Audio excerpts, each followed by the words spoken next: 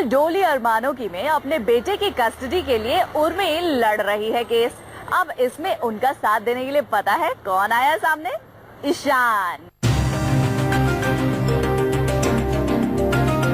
मुसीबत में काम आने वाला दोस्त ही सच्चा दोस्त होता है और ये बात आज यहाँ ईशान ने साबित कर दी है। कैसे, ये आप उर्मी और ईशान से ही सुनिए। मेरे पास वैसे तो कोई सहारा था नहीं, अपने ही बलबूते पे लड़ने की कोशिश थी, लेकिन ये हम जानते हैं कि ईशान एक बहुत बड़े लॉयर है, न्यूयॉर्क के जाने माने फॉर्म में काम करते हैं। सो ये एक तरह की इंटरनल रिलीफ है। शायद वो बैक ऑफ द माइंड मुझे सबकॉन्शियसली आई नो कि अब ईशान आ गए हैं तो there is a relief. I know he knows it all, इन्हें पता है कैसे क्या करना है। सो डूबते को तिनका क्या, यहाँ पे तो डूबा हुआ सहारे को बहुत बड़ा सहारा मिल गया। सम्राट जो किसी भी सूरत में उर्मी से अपने बच्चे की कस्टडी छीनना चाहते हैं, उनके इरादे उस वक्त फेल होते नजर आए जब ईशान खड़े हो गए उर्मी की मदद के लिए। सम्राट को ऑब्वियसली सम्राट तो यही सोच के आया है कि वो जीत जाएगा पहले दिन ही।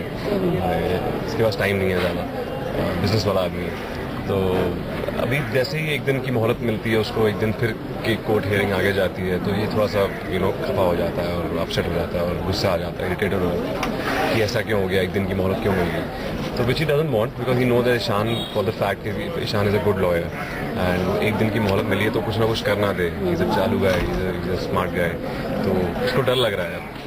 अब तक उर्मी को अकेले लाचार समझकर केस अपने ही हक में जो मान रहा था, लेकिन यहाँ सवाल ये है कि एकाएक ईशान को कोर्ट में एंट्री क्यों मारनी पड़ी?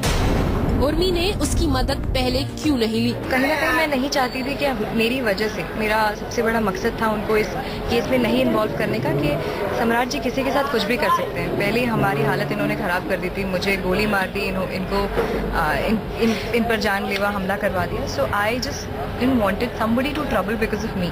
मेरी वजह से किसी को तकलीफ हुई मैं नहीं चाहती थी। बहुत क्रूशियल वक्त है और क्रूशियल वक्त पे सच्चे दोस्त ही काम आते हैं। और वैसे भी मैं अंदर से बहुत गिल्टी महसूस करता हूँ कि मैंने इनकी जिंदगी बर्बाद कर दी, इन्हें बहुत इनकरेज किया कि जाके सम्राट के साथ शादी करें। उसी कारणवश आज ये इस बुरी हालत में है, तो बस दिल किया इनकी मदद करने का। और friend in need is always a friend in need, right? Correct. चलिए अब गिफ्ट वगैरह दूर कीजिए और बस उर्मी को ये केस जिताइए, क्योंकि इस वक्त दोस्ती का पहला फर्ज यही है।